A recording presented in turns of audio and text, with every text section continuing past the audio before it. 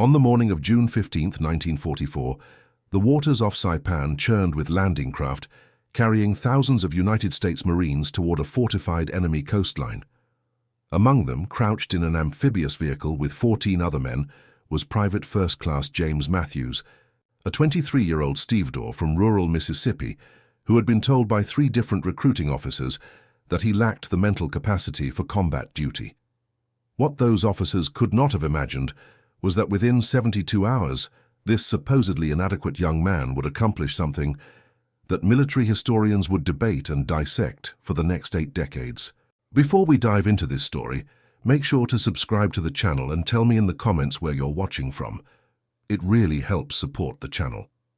This is the account of how a man dismissed as intellectually inferior by the very institution he sought to serve would demonstrate a form of courage and tactical brilliance that would force the United States Marine Corps to confront its own deeply held assumptions about race, intelligence, and what truly makes a warrior effective in combat.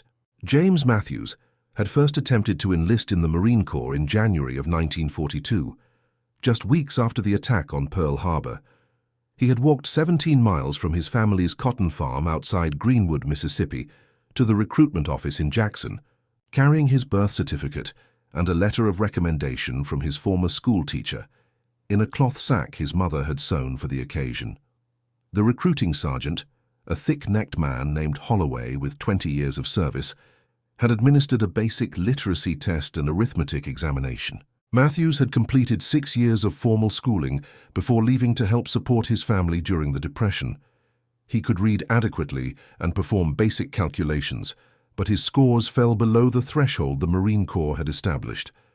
Sergeant Holloway had looked at the results and then at Matthews with an expression that mixed pity and dismissal. "You're just not cut out for this, boy," Holloway had said, using the diminutive that white Southerners reflexively applied to black men regardless of age. "The Marines need men who can think quick and follow complex orders. You'd be better off looking for farm work or maybe trying the labor battalions if you really want to serve." Matthews had returned home with his papers unsigned, but the rejection had planted something stubborn in him.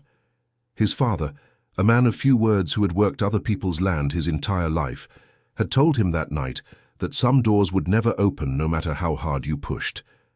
But his mother, whose own mother had been born into slavery, had said something different. She had looked at her son across their small kitchen table and spoken words he would remember in the moments that would define his life. "They can tell you what you can't do," she had said. "They can't tell you what you won't do." Over the following year, Matthews attempted to enlist twice more.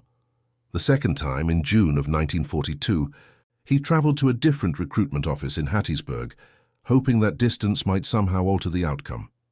The sergeant there, a younger man named Pettis, had been slightly more sympathetic but equally firm. The test results were similar and the conclusion identical. The third attempt came in November of that year, and by then Matthews had spent months working with a retired schoolteacher in Greenwood, a white woman named Eleanor Hartfield, who tutored black students in her home, despite the social disapproval this generated. Mrs. Hartfield had recognized in Matthews something that the standardized tests could not measure: a remarkable capacity for observation and spatial reasoning, an ability to understand mechanical systems intuitively, and a phenomenal memory for verbal instructions. She had written a detailed letter to accompany his third application, explaining that the young man before them possessed forms of intelligence that written examinations failed to capture. The recruiting officer in Meridian had read Mrs. Hartfield's letter, administered the same tests, and arrived at the same conclusion. "I'm sure he's a fine worker, ma'am," the officer had told Hartfield, who had insisted on accompanying Matthews. "But the Marine Corps has standards that we can't bend, not even for the well-intentioned." What changed Matthews's fate was not a sudden improvement in test scores, but a desperate need for manpower. By early 1943, the United States was engaged in a grinding campaign across the Pacific, and casualty rates demanded a constant flow of replacements. The Marine Corps, which had excluded black men entirely until President Roosevelt's executive order in 1942 mandated their inclusion, had established segregated depot and ammunition companies. These units required men who could perform heavy labor, and the intellectual standards for such positions were somewhat relaxed. In March of 1943, Matthews received a letter instructing him to report for induction. He would not be trained as a rifleman or assigned to a combat unit, but rather to a stevedore battalion responsible for loading and unloading supply ships. The work was backbreaking and dangerous, performed often under enemy fire, but it was considered support rather than combat duty. Matthews accepted without hesitation. His training took place at Montford Point, a segregated section of Camp Lejeune in North Carolina. The facility had been hastily constructed, with inferior barracks and limited equipment, compared to the main base where white recruits trained. The drill instructors were white, many of them Southerners who brought the racial attitudes of their home regions to their duties. They were not shy about expressing their belief that black men were inherently less capable, less intelligent, and less suited for military service than their white counterparts. Matthews endured the verbal abuse and discriminatory treatment with the same quiet persistence that had characterized his repeated enlistment attempts. He discovered that he possessed considerable physical strength and endurance, legacies of years working in cotton fields under the Mississippi sun. He could carry heavier loads for longer distances than most of his fellow recruits. He also revealed an unexpected talent for mechanical work, quickly mastering the operation of cranes, winches, and the various loading equipment that stevedore units employed. One instructor, a staff sergeant named Kowalski from Pennsylvania, noticed Matthews' abilities with machinery. Kowalski was one of the few white drill instructors at Montford Point who treated the black recruits with a measure of respect, seeing them as Marines in training rather than an inferior subspecies requiring management. He began giving Matthews additional instruction in equipment operation and maintenance. "You've got good hands and a good eye," Kowalski told Matthews during a maintenance session on a bulky crane engine. "You see how things fit together. That's worth more than book learning in a lot of situations."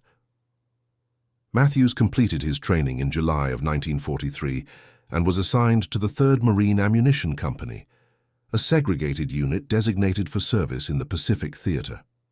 The company shipped out in September, bound for the Solomon Islands, where the campaign for Guadalcanal had recently concluded, and the push northward through the Pacific was gathering momentum. For the next 9 months, Matthews and his unit performed the unglamorous but essential work of handling ammunition and supplies. They loaded and unloaded transport ships, often working 18-hour shifts in tropical heat that routinely exceeded 100 degrees. They built ammunition dumps, dug storage bunkers, and transported ordnance to forward positions.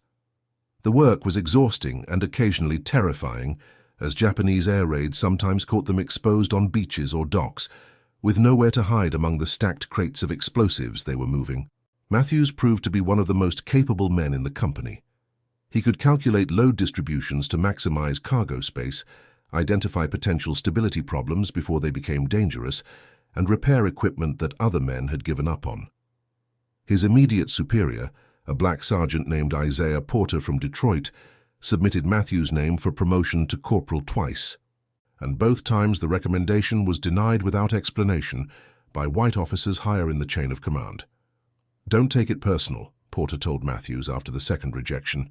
"They've got their reasons, and their reasons don't have nothing to do with what you can or can't do. Just keep your head down and do the work." But Matthews had begun to notice something that troubled him. During the early months of 1944, as the pace of operations intensified, he observed that segregated support units like his own were being kept in rear areas while exclusively white combat units conducted the actual fighting. The official explanation was that black Marines lacked the training and capability for combat roles, but Matthews saw evidence that contradicted this narrative. He watched black stevedores perform complex tasks under extreme pressure, demonstrating initiative and courage that should have qualified them for any duty. He saw white Marines, fresh from training with no more education than he possessed, being assigned to combat units without question. The contradiction gnawed at him, not out of a desire for glory, but from a sense that he and his fellow black Marines were being denied the opportunity to prove their full worth. In late May of 1944, the 3rd Marine Ammunition Company received orders to prepare for a major operation. The target was Saipan, a heavily fortified island in the Mariana Chain that Japanese forces had turned into a fortress. Taking Saipan was considered essential for the American advance toward the Japanese home islands, as the island would provide airfields within bombing range of Tokyo. Intelligence estimates suggested that 15,000 to 20,000 enemy troops occupied well-prepared defensive positions, and the assault would involve the largest amphibious operation in the Pacific War to date. The ammunition company's role would be to follow the initial assault waves and establish supply dumps on the beaches, ensuring that the combat units had the ordnance and equipment needed to sustain their advance inland. It was considered a support role, dangerous but not involving direct combat. The men would be armed with rifles and basic combat equipment, but their primary weapons would be their hands and the loading equipment they operated. Matthews and his unit boarded a transport ship, the USS Callaway, in early June, and joined a vast armada of more than 800 vessels converging on Saipan. During the voyage, Matthews spent his free time cleaning his rifle and studying the maps and diagrams that were posted in the troop compartments. He memorized the beach layouts, the terrain features, and the locations where his unit would be working. Porter noticed Matthews' intense focus on the tactical information. "You planning to take the island yourself?" the sergeant asked with a slight smile. "Just want to know where everything is," Matthews replied. "Seems useful." "It was useful for a stevedore," Porter agreed. "But don't get ideas about being a hero. That's not our job, and it's not what they want from us." Matthews nodded but continued his study of the maps and materials. He understood Porter's caution, but something in him resisted the idea of accepting limitations that seemed arbitrary and unjust. He had been told he was too unintelligent to serve, then too inexperienced for anything but labor. At each stage, he had proven those assessments wrong through his actions. He wondered how many more false ceilings existed above him, waiting to be tested. The night before the landing, the men of the 3rd Ammunition Company gathered in their compartment for a final briefing from their company commander, a white captain named Drayton from Virginia. Drayton was a career officer who treated his black subordinates with distant professionalism, neither overtly hostile nor genuinely respectful. He ran through the operational plan, emphasizing that the ammunition company would land on the northern section of the beach, designated Beach Red 2, approximately 1 hour after the initial assault waves had secured the immediate shoreline. "Your job is simple," Drayton said, pointing to a map. "Get the supplies off the boats and into the dumps. Stay low, move fast, and don't be heroes. The infantry will handle the fighting. You handle the logistics. Any questions?" No one spoke. Drayton nodded and dismissed them to prepare their equipment. Matthews spent that final night lying in his bunk, unable to sleep, despite the exhaustion that came from weeks of preparation and training. He thought about his mother's words, about doors that could be pushed open if you refused to accept that they were locked. He thought about the recruiting officers who had dismissed him, about the assumption that he lacked the capacity for complex thought or courageous action. He wondered if tomorrow would bring an opportunity to demonstrate what he was truly capable of, or if he would spend the entire conflict moving boxes while other men earned glory and respect. He did not seek combat out of bloodlust or naive romanticism. He had seen enough wounded men and heard enough stories to understand that fighting was brutal and terrible. But he also understood that in American society, particularly in the segregated military, men gained respect and recognition through demonstrated courage under fire. Black men who served in support roles, no matter how essential or dangerous their work, would always be dismissed as having avoided the real test. He wanted to prove to himself and to everyone who had doubted him that he was capable of meeting that test. The landing began at dawn on June 15th. Matthews stood in the well deck of the Callaway as the first waves of assault troops climbed into their landing craft and churned toward the distant shoreline. The thunder of naval bombardment rolled across the water as battleships and cruisers pounded the Japanese positions. The noise was overwhelming, a continuous roar that made conversation impossible and left Matthews' ears ringing even through the protective cotton he had stuffed into them. The initial reports came back confused and fragmentary.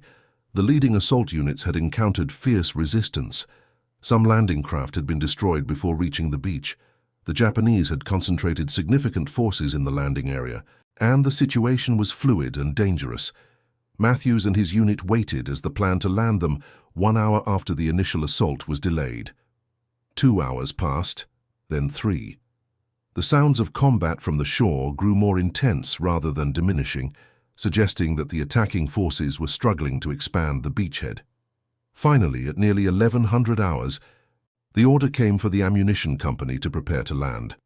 The men loaded into their landing craft, each vehicle carrying 15 Marines plus equipment. Matthews found himself squeezed between Private Daniel Washington, a former dock worker from Baltimore, and Private Leon Hayes, a farmer's son from Georgia who had become Matthews's closest friend in the unit. Both men were tense, their faces showing the strain of waiting and the knowledge that they were about to enter a very dangerous situation. The landing craft churned through the water toward Beach Red 2. As they approached the shore, Matthews could see smoke rising from numerous fires and the wreckage of earlier landing waves scattered across the sand. The beach was narrower than the maps had indicated, and the terrain beyond rose steeply into broken ground that offered numerous defensive positions. He could hear the distinctive crack of rifle fire and the heavier reports of machine guns, sounds that suggested the fighting was still very much active near the waterline. The landing craft hit the beach with a grinding crash, and the front ramp dropped. Sergeant Porter, positioned near the front, jumped out and immediately went down, hit by fire from positions Matthews could not yet see. The men behind Porter hesitated for a critical second, shocked by the sudden violence, and then began pouring out of the craft in a disorganized rush. Matthews followed, jumping into shallow water and running toward the cover of a disabled tank that sat half buried in the sand, about 30 yards up the beach. Bullets kicked up small geysers of water around him and whined off the metal surfaces nearby. He reached the tank and threw himself down behind it, his heart pounding and his breath coming in quick gasps. He looked around and realized that the situation was far worse than anyone had anticipated. The beach was still under heavy fire from multiple positions. Dead and wounded men from earlier waves lay scattered across the sand. The ammunition company's landing craft, instead of arriving at a secured beachhead, had been put ashore in what was effectively still a combat zone. Matthews saw that the men from his craft were scattered, pinned down behind whatever cover they could find, unable to organize or begin their mission of establishing supply dumps. Captain Drayton was shouting orders, but the noise and confusion made coordination nearly impossible. More critically, Matthews realized that the enemy fire was coming from a concrete bunker about 200 yards to the north, positioned on a slight rise that gave it a commanding view of the beach. The bunker's machine gun had a clear field of fire across the entire landing area, and until it was neutralized, no one on the beach would be able to move or work effectively. Matthews could see a group of white Marines from an infantry unit pinned down about 50 yards to his left, unable to advance because of the bunker's fire. He could see wounded men lying in the open, unable to be retrieved because anyone who moved drew immediate fire. And he realized with a clarity that surprised him that the bunker had to be eliminated and that no one was currently in a position to do it. The infantry unit that should have neutralized this position in the initial assault had either been destroyed or bypassed it in the confusion. The Marines pinned down near Matthews lacked the coordination and leadership to mount an assault, their officers either casualties or scattered, and his own unit, the ammunition company, was not trained or equipped for direct combat operations against fortified positions. Matthews looked at the bunker and began calculating. The ground between his position and the bunker was broken by several shell craters and scattered debris that could provide concealment. The bunker's field of fire was oriented primarily toward the beach and the main approach from the water. There appeared to be a blind spot on the northern side where the terrain rose more steeply. If someone could reach that area without being detected, they might be able to approach the bunker from an angle it was not designed to defend against. It was a crazy idea. Matthews had never received training in assault tactics. He was armed only with his rifle and the basic combat equipment all Marines carried. He was a stevedore, not an infantryman, but he was also a man who had spent his entire life being told what he could not do, and he had developed a stubborn determination to prove such assessments wrong. He caught the eye of Leon Hayes, who had taken cover behind a pile of supply crates about 20 feet away. Matthews pointed to the bunker and then gestured to indicate a flanking route. Hayes stared at him with an expression that clearly communicated he thought Matthews had lost his mind. Matthews shrugged and began checking his rifle. "What are you doing?" Captain Drayton had crawled over to Matthews' position, his uniform soaked with seawater and blood from a minor shrapnel wound on his arm. "We need to wait for the infantry to handle that position." "Sir, the infantry's pinned down," Matthews said, speaking loudly to be heard over the gunfire. "That bunker's stopping everything. If someone doesn't take it out, we're going to be stuck here and more men are going to get hit." Drayton looked at Matthews as if seeing him clearly for the first time. "That's not your job, Private. Your job is to stay alive and wait for orders." "With respect, sir, my job is whatever needs doing," Matthews replied. "And right now, that bunker needs doing." Before Drayton could respond or stop him, Matthews rolled out from behind the tank and began moving quickly toward the first shell crater. He ran in a low crouch, covering the 15 yards in seconds and throwing himself down into the depression, just as machine gun fire tracked across his previous position. His heart hammered, and he could taste copper in his mouth, but he was unhurt and had closed some of the distance to the bunker. From the crater, he studied the next stage of his approach. There was a section of broken seawall about 30 yards ahead that would provide better cover. He waited for a lull in the firing, then sprinted for the wall, running with everything he had and sliding behind the concrete, just as bullets chewed into the sand where he had been. He was now about 120 yards from the bunker and had moved far enough north that he was approaching the edge of the machine gun's traverse.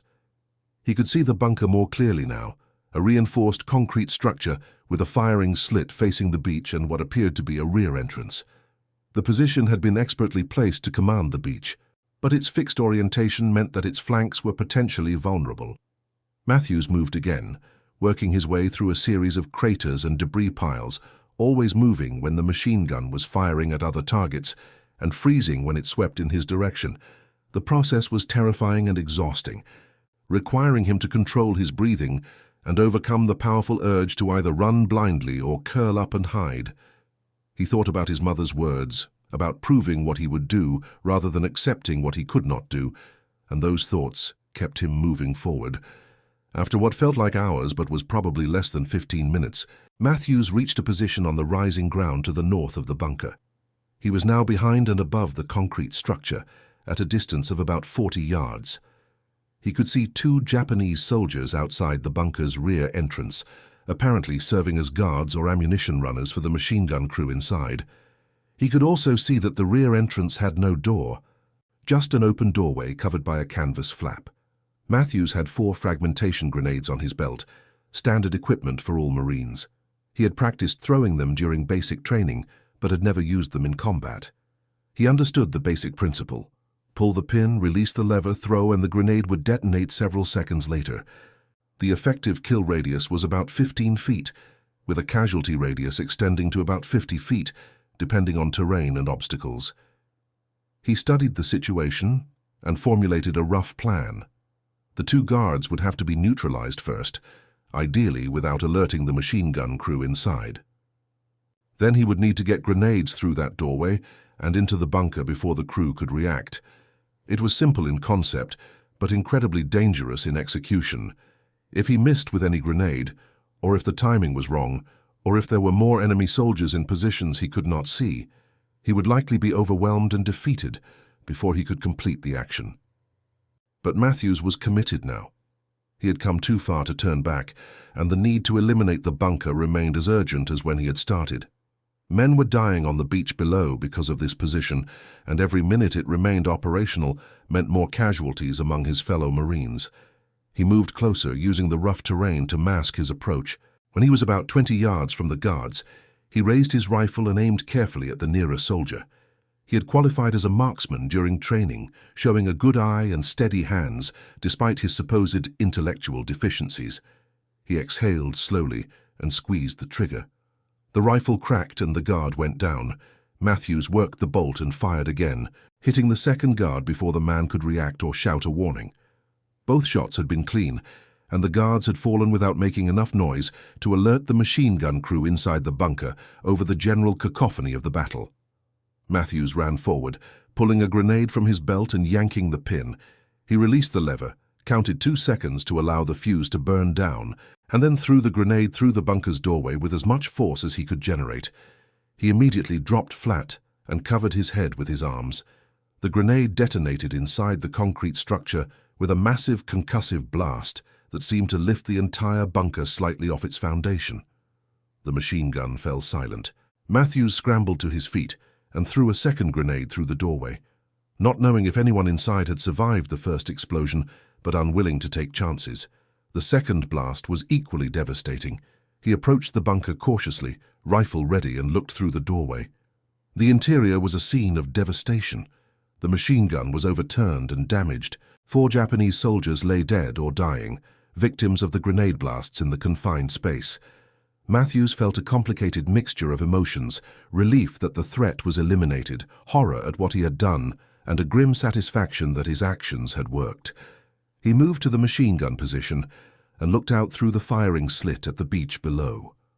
From this vantage point, he could see the entire landing area and understood why this single bunker had been so devastating. Its position was perfect for commanding the beach approaches, but now it was silent, its threat eliminated by a supposedly inferior stevedore who had never received training for this kind of action. Matthews emerged from the bunker and began waving to the Marines below, signaling that the position was clear. He saw men tentatively emerging from cover, officers organizing their units now that the suppressing fire had ceased. The ammunition company began moving supplies off the beach, and wounded men could finally be evacuated without drawing fire. Captain Drayton was one of the first officers to reach Matthews's position. The captain stared at the dead guards, at the wrecked bunker, and then at Matthews with an expression that contained genuine shock and something that might have been the beginning of respect. "Private Matthews," Drayton said slowly, "you just did something that a trained infantry squad would have struggled to accomplish. How the hell did you learn to do that?" Matthews thought about all the times he had been told he lacked the intelligence for complex tasks, about the recruiting officers who had dismissed him as inadequate, about the assumption that men like him could only perform simple labor. He looked at Captain Drayton and gave the only answer that made sense to him. "I observed what needed doing, sir, and I did it," Matthews said. "Same way I approach everything." Over the next several hours, as the beachhead was finally secured and expanded, word of Matthews' actions spread through the units on Saipan. The story grew in the telling, as combat stories often do, but the essential facts were not disputed. A black Marine from a segregated stevedore unit, a man who had been rejected for service multiple times on grounds of insufficient intelligence, had single-handedly eliminated a fortified position that had pinned down elements of 2 infantry companies and threatened the entire landing operation on that section of beach. The reaction to this news varied depending on who was hearing it. Among the black Marines of the ammunition company, there was pride and a sense of vindication. They had known that they were as capable as any white Marines, and Matthews had proven it in the most dramatic way possible. Among the white infantry units that had been stuck on the beach, there was gratitude and a grudging respect. Matthews had saved lives and enabled the mission to proceed, and warriors respected effectiveness regardless of where it came from. But among the senior officers, and within the military bureaucracy, Matthews' action created a more complicated reaction. It raised uncomfortable questions about the assumptions underlying the segregated military system. If a black Marine with limited formal education could demonstrate tactical initiative and combat effectiveness that exceeded many better-trained white Marines, what did that say about the rationale for excluding black men from combat roles? If intelligence tests and educational standards had failed to predict Matthews' capabilities, what else might those tests be missing? In the immediate aftermath, however, the focus was simply on continuing the battle for Saipan. The island would not be secured for another 3 weeks, involving some of the most brutal fighting of the Pacific Campaign. Matthews and his unit returned to their primary role of handling ammunition and supplies, though Matthews noticed that the white officers who had previously treated him with casual dismissal now addressed him with a degree of careful respect. Sergeant Porter, who had survived his initial wound and returned to duty after treatment, pulled Matthews aside one evening as they were setting up a new ammunition dump in the captured territory. "You understand what you did, right?" Porter said. "You didn't just take out a bunker. You opened a door that was supposed to stay closed. They can't ignore this." "I didn't do it to open doors," Matthews replied quietly. "I did it because it needed doing, and I was there to do it." "That's exactly why it matters," Porter said. "You didn't ask permission. You didn't wait for someone to decide you were good enough. You just acted. That's what scares them most." Matthews did not fully understand what Porter meant until several weeks later, when he was summoned to meet with a colonel from division headquarters. The colonel, a career officer named Harrison from Massachusetts, had a reputation as someone who approached racial issues with more nuance than many of his peers, though he still operated within the fundamentally segregated structure of the military. "Private Matthews," Colonel Harrison began, sitting across a field table from Matthews in a tent that served as a temporary headquarters. "Your actions on June 15th have been extensively documented and verified. Multiple officers witnessed various stages of your assault on that bunker. The position you eliminated was responsible for significant casualties and was impeding the entire landing operation on Beach Red 2. Your initiative and tactical effectiveness were remarkable, particularly given your lack of formal combat training." Matthews sat silently, unsure what response was expected. He had learned that when senior officers spoke, junior enlisted men listened unless directly asked a question. "I'm recommending you for the Bronze Star," Harrison continued. "It's a significant recognition, and you've earned it. But I want to talk to you about something beyond the medal. Your action has created a conversation at higher levels about the capabilities of Negro Marines. There are officers arguing that men like you should be given opportunities for combat training and assignment to line units. There are others arguing that you're an exception that proves nothing about the larger group. Where do you stand on this?" Matthews considered the question carefully. It was the first time anyone in authority had asked him what he thought about the broader issue, rather than simply telling him what the policy was. "Sir, I think that men should be judged on what they can do, not on what tests say they should be able to do," Matthews said. "I've served with Black Marines who could outwork, outthink, and outfight anyone I've seen. They haven't had the chance to prove it in combat, because they're not allowed in combat roles. That seems like a waste of good Marines." Harrison nodded slowly. "That's a reasonable position. But you understand that changing the system is complicated. There are social factors, political considerations, concerns about unit cohesion. The military doesn't operate in isolation from the society it serves." "With respect, sir," Matthews replied, "the military also has a mission to fight and win. Seems to me that should come before social considerations. If you've got capable men and you're not using them to their full potential, you're making your mission harder than it needs to be." Harrison smiled slightly. "You make it sound simple." "Maybe it is simple, sir," Matthews said. "Just because people make it complicated doesn't mean it has to be." The conversation ended without any clear resolution, and Matthews returned to his unit, uncertain whether anything would change. He continued his work with the ammunition company through the remainder of the Saipan campaign and into the subsequent operations at Tinian and Guam. His Bronze Star was approved and presented in a small ceremony in August, making him one of the first Black Marines to receive such a decoration for combat action in the Pacific. But the real impact of his actions rippled outward in ways he could not directly observe. Reports about his tactical effectiveness reached senior commanders who were beginning to question the rigid segregation of combat units. His story was cited in internal memoranda about the potential of Black Marines. Training officers at Montford Point used his example to argue for enhanced combat training for Black recruits, beyond the basic rifle qualification that Stevedore and Depot units received. The changes came slowly and incompletely, constrained by the broader racial attitudes of 1940s America. The Marine Corps did not integrate its combat units during the war, and most Black Marines continued to serve in segregated support roles. But small shifts occurred. Some ammunition and depot companies received enhanced combat training. A few exceptional Black Marines were given opportunities to transfer to roles that involved more tactical responsibility. The absolute certainty that Black men could not or should not serve in combat positions became slightly less absolute.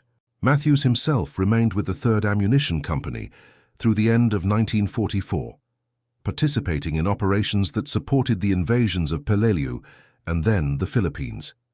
He was promoted to corporal in October, his first promotion after more than a year of exceptional service. The promotion came without the resistance that had blocked his earlier nominations, suggesting that attitudes were indeed shifting, at least regarding one particular black Marine who had proven himself impossible to ignore. In January of 1945, Matthews received an unexpected transfer.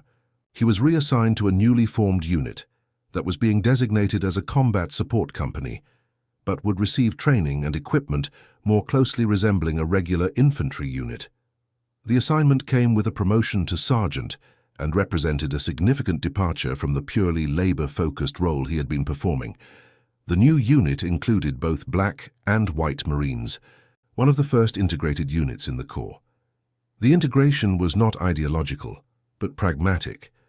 The Marine Corps was running short of replacements, and the pool of white recruits was insufficient to meet demand. Rather than acknowledge that the exclusion of black men from combat roles was based on prejudice rather than military necessity, the official explanation was that this particular unit required a unique combination of skills that happened to be available in both racial groups. Matthews found the rationale cynical, but accepted the assignment gladly. He was finally being given the opportunity to serve in a capacity that matched his capabilities, regardless of the bureaucratic justifications being employed.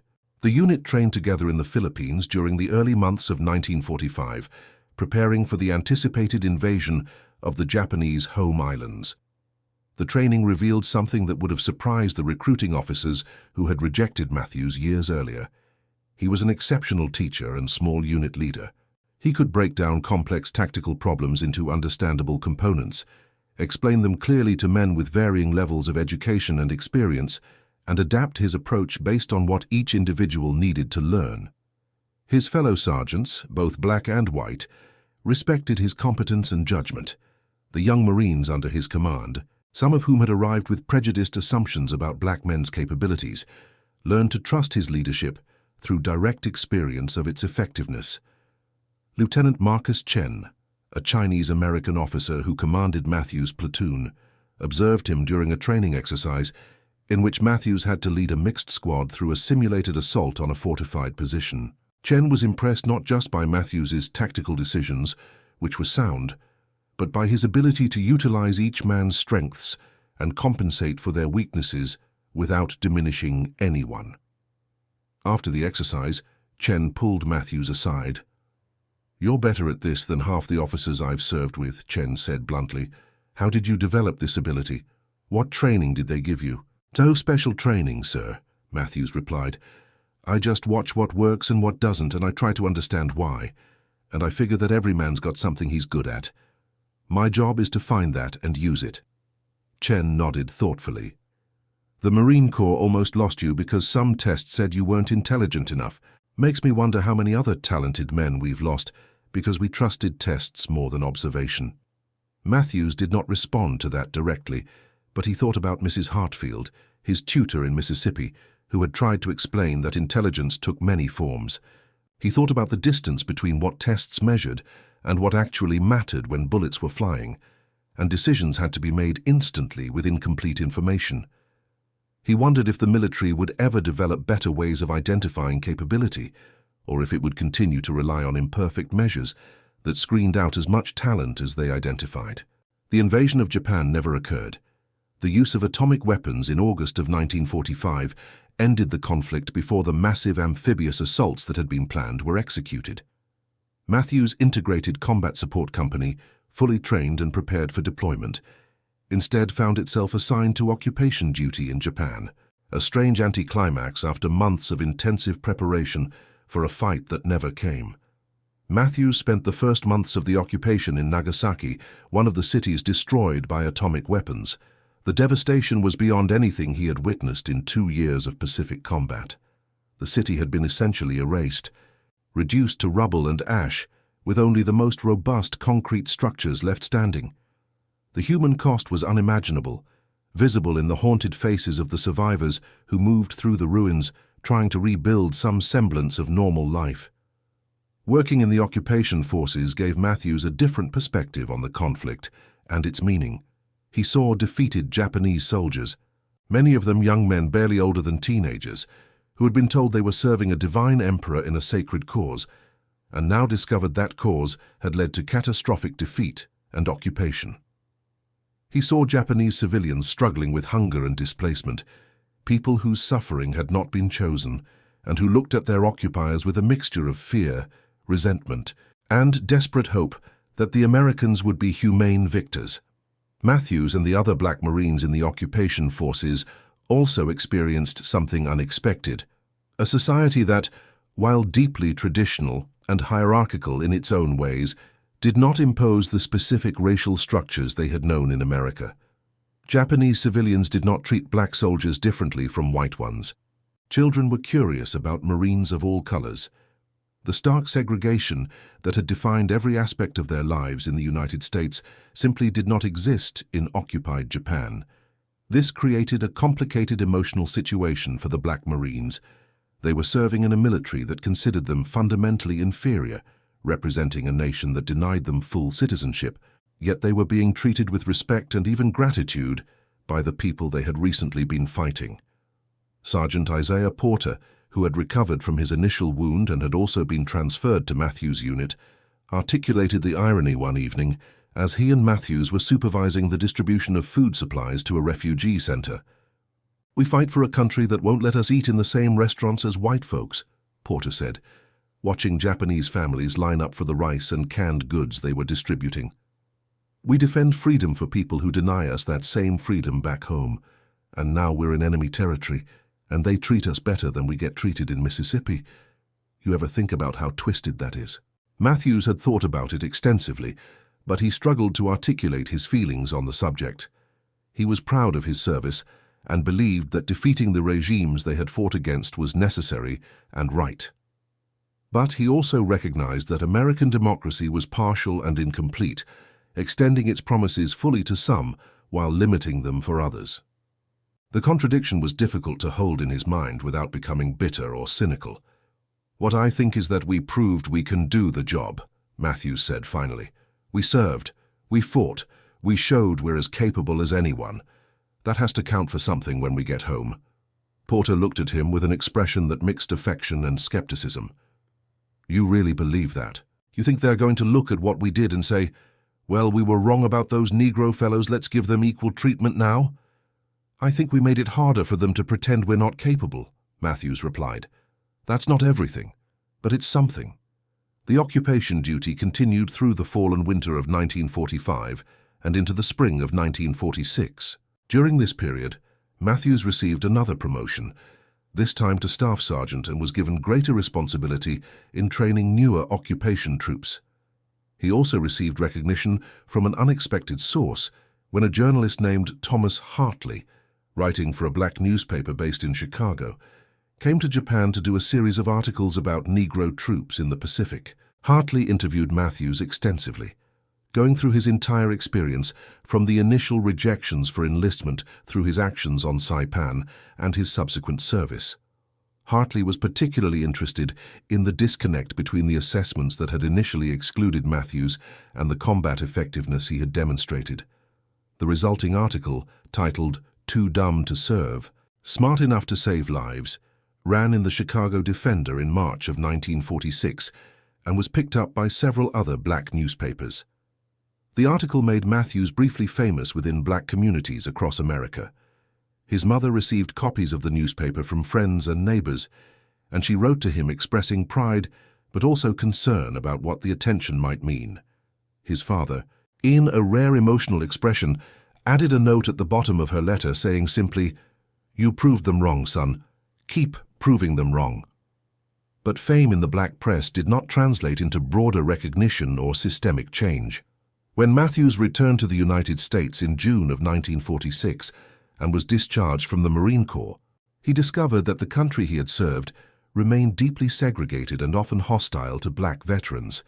He returned to Mississippi and found that local white communities viewed black veterans with suspicion, seeing them as potential troublemakers who might challenge the racial hierarchy that governed Southern society. Matthews tried to use his GI Bill benefits to attend a technical college and study mechanical engineering, a field that matched his demonstrated abilities.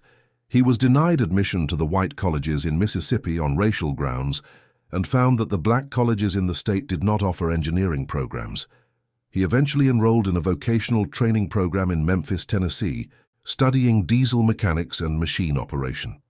He worked for several years as a mechanic in Memphis, earning a decent living, but finding that his military service and decorations counted for little in the civilian world. White employers were reluctant to hire black mechanics for anything other than the dirtiest and most difficult jobs. Black-owned businesses could not pay as well as white firms. The broader recognition and respect he might have expected as a decorated veteran never materialized in his daily life.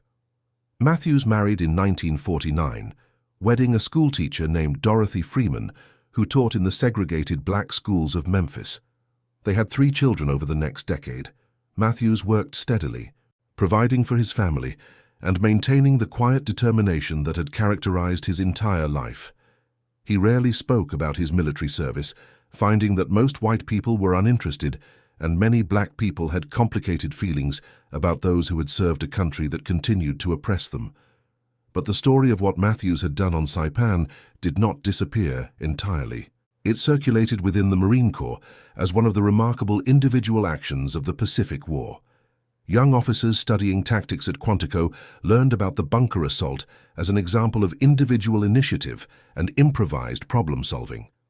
The fact that the Marine who had accomplished this feat was black and had initially been rejected as unsuitable for service became a point of discussion in debates about military integration and the assessment of human potential. The Marine Corps fully integrated in 1949, following President Truman's executive order requiring all military services to end segregation. The change was driven more by practical necessity and pressure from civilian leadership than by internal conviction, but it happened nonetheless. Black Marines began serving in all roles, and the artificial restrictions that had limited men like Matthews were officially removed. Matthews followed these developments from a distance, reading about them in newspapers and occasionally discussing them with other black veterans he encountered in Memphis. He felt satisfaction that the barriers were falling, but also a sense of lost opportunity. He had proven himself capable in combat and leadership, but those skills had been utilized for only a portion of his military service and not at all in his civilian life.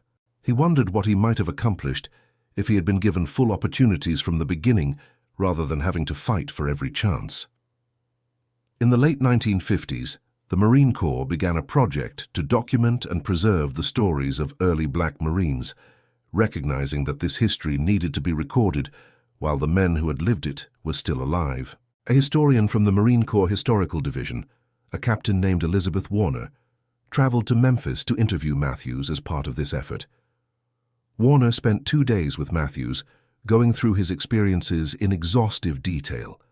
She was particularly interested in his thought process during the assault on the bunker, trying to understand how he had assessed the situation and developed his plan without formal training in such tactics. "You need to understand that I wasn't thinking like a tactician," Matthews explained. "I wasn't running through doctrine or remembering lessons from training. I was looking at a problem that needed solving and working out the logical steps to solve it. It's the same way I'd approach a broken engine or a difficult loading situation. You observe, you analyze, you identify the key elements, and you figure out what sequence of actions will get you to the solution." Warner pressed him on this point. But many men in that situation would have simply stayed in cover and waited for someone else to solve the problem. "What made you decide to take action yourself?" Matthews thought about this carefully before answering. "I think it was because I'd spent my whole life being told I couldn't do things, and then doing them anyway. After a while, you stop automatically accepting limitations. You start asking yourself, can I actually not do this, or is someone just assuming I can't?" On that beach, I looked at the bunker and asked myself if I could take it out, and I realized that, yeah, I probably could. So I did. Warner's interview was included in the historical documentation, but the full story of Matthews's service did not reach a broader audience for many more years. He remained largely unknown outside of military history circles and the black community that had followed his story through the black press. Matthews continued working as a mechanic through the 1960s and into the early 70s. He saw the civil rights movement transform aspects of American society, dismantling legal segregation and expanding opportunities for black Americans. He watched his children attend integrated schools and pursue careers that had been closed to his generation. He felt satisfaction at this progress, but also frustration that it had taken so long and had required so much struggle. In 1973, the Marine Corps invited Matthews to attend a ceremony at Montford Point, the training facility where he had endured segregated basic training 30 years earlier. The facility was being designated as a historic site, and the Marines wanted veterans from that era to participate in the recognition event. Matthews attended with Dorothy, traveling back to North Carolina for the first time since his training. The base had changed dramatically, now fully integrated and bearing no obvious traces of the segregated structure that had existed when he trained there. Young Marines of all races moved through the facilities, and Matthews felt both pride and melancholy watching them. During the ceremony, Matthews met several other veterans from the early Black Marine units. They shared stories and memories, comparing their experiences and reflecting on how much had changed. One veteran, a man named Arthur Wilson, who had served in the 1st Depot Company, put the experience into perspective. "We were the experiment," Wilson said. "They didn't believe we could be Marines, but they needed bodies, so they let us try. And we proved them wrong every single day. Everything these young Marines have now, the fact that they can serve anywhere and do anything in the Corps, that started with us refusing to accept what we were told we couldn't do." Matthews agreed with this assessment, though he also recognized its complexity.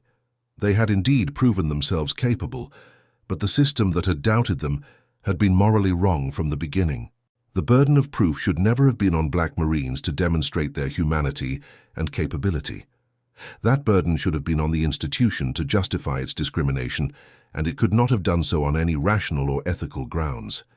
Still, Matthews felt pride in what his generation of Black Marines had accomplished. They had served with distinction, despite facing obstacles and indignities that should never have existed. They had demonstrated courage not just in combat, but in persisting through a system designed to diminish and demean them. And they had helped create the conditions for change, even if that change came too slowly and incompletely. Matthews returned to Memphis after the ceremony and continued his quiet life. He retired from mechanics work in 1980 and spent his retirement years maintaining his house, spending time with his grandchildren, and occasionally speaking to local schools and community groups about his military service when asked. In 1987, a young historian named David Chen, researching a book about overlooked heroes of World War II, discovered Matthews' story through the Marine Corps Historical Archives. Chen contacted Matthews and conducted extensive interviews, eventually including a detailed chapter about Matthews in his book, which was published in 1989. The book brought Matthews' story to a wider audience, and he began receiving invitations to speak at military events and veterans gatherings. He found that younger generations, both black and white, were interested in the history of segregation in the military and the men who had served during that era. They asked questions that showed genuine curiosity and sometimes incomprehension. Unable to fully imagine the world Matthews had navigated as a young man, "How did you maintain your motivation when the system treated you so unfairly?" a young Marine asked Matthews during a speaking event at Camp Lejeune in 1991. Matthews considered the question carefully. "I separated the mission from the system," he explained. "The mission, defending my country and serving alongside other Marines, was honorable and worth doing. The system, segregation, and discrimination was wrong and needed changing. I could work to change the system while still being committed to the mission. You don't have to accept injustice just because you're serving within an institution that practices it. You do your duty and you push for what's right, and sometimes you can do both at the same time." Dorothy passed away in 1995 after a long illness. Matthews grieved deeply for the woman who had been his partner for more than 4 decades. In the years after her death, he became more reflective about his life and legacy. He began writing down his memories not for publication, but as a record for his children and grandchildren. He wanted them to understand not just what had happened, but what it had meant to live through the transformation from a rigidly segregated society to one that, while still imperfect, offered far greater opportunities.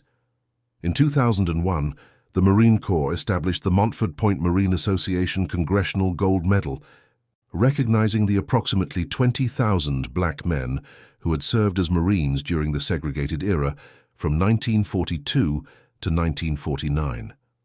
Matthews was one of the recipients, attending a ceremony in Washington where he and other surviving Montford Point Marines received the recognition. The medal meant something to Matthews, not because he needed validation of his service, but because it represented an official acknowledgement that the segregated system had been wrong. The Marine Corps was not just honoring the men who had served despite discrimination. It was admitting that the discrimination itself had been unjust and that these Marines had deserved better treatment from the institution they had served with distinction. Matthews lived to see the election of the first black president of the United States in 2008, an event that moved him deeply despite his generally pragmatic and unsentimental outlook. He had spent his youth in a world where black Americans were systematically denied basic rights and opportunities, where his own service to his country was limited by assumptions about his supposed inferiority.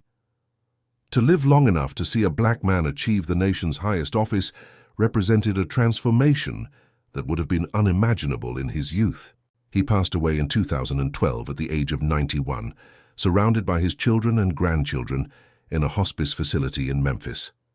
His funeral was attended by representatives from the Marine Corps and several veterans organizations. The pastor who delivered the eulogy spoke about Matthews' courage on Saipan, but also about his courage in persisting through a lifetime of obstacles and injustices, maintaining his dignity and determination through circumstances that might have broken lesser men.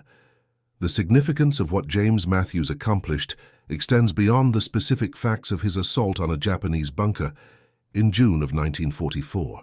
His story represents a broader truth about human potential and the arbitrary limitations that societies impose based on prejudice and flawed assumptions.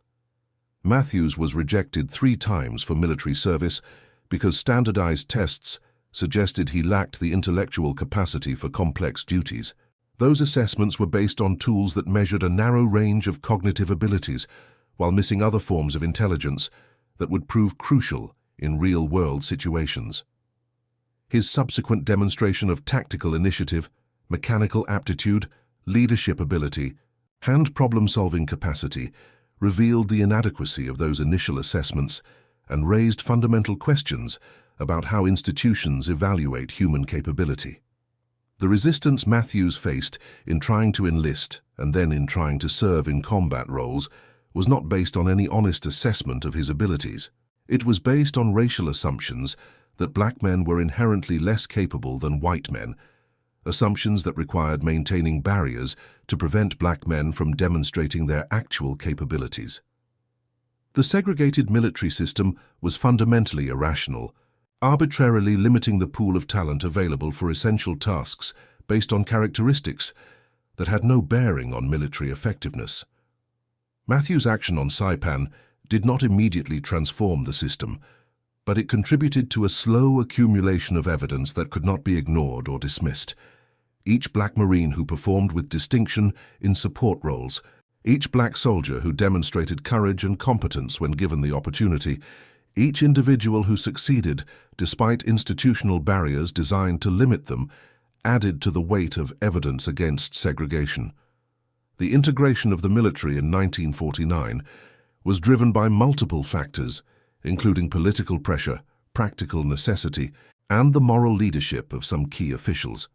But it was also enabled by the record compiled by men like Matthews, who had proven through their actions that the assumptions underlying segregation were false.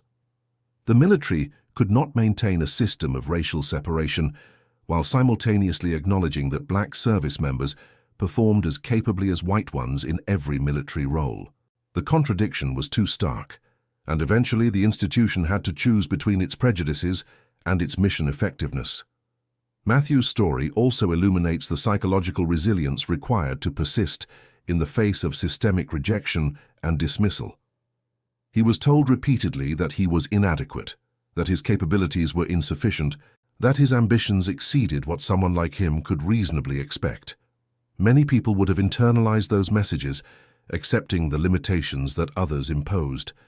Matthews instead developed what might be called a healthy skepticism toward external assessments, a willingness to test whether stated limitations reflected reality or merely reflected the prejudices of those doing the limiting. This quality, refusing to accept imposed limitations without testing them, proved crucial not just in his military service but in his entire life. It allowed him to attempt enlistment multiple times despite rejections. It allowed him to study tactical maps and information despite being told his role was simply manual labor. It allowed him to assess a dangerous situation and conclude that he could take action despite having no formal training for such operations. And it allowed him to maintain his self-respect and sense of capability throughout decades of living in a society that persistently undervalued him. The broader lesson of Matthews' experience applies well beyond questions of racial integration in the military. It speaks to the danger of any system that relies too heavily on standardized measures of capability, that confuses the map for the territory, that treats assessment tools as if they capture the full reality of human potential. Intelligence is multifaceted, manifesting in different ways in different contexts. Courage is not evenly distributed and does not correlate neatly with education or test scores. Leadership ability emerges from complex combinations of personal qualities that cannot be easily reduced to quantifiable metrics. Institutions that create rigid barriers based on narrow assessments inevitably exclude capable people and limit their own effectiveness. The Marine Corps that rejected Matthews 3 times was weaker for his absence, and the segregated system that limited black Marines to support roles was militarily less effective than an integrated system would have been. The cost of discrimination is not just moral, though the moral cost is profound.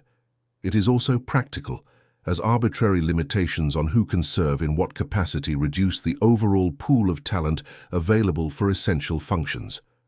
Matthews understood this on an intuitive level, even if he could not always articulate it in academic terms.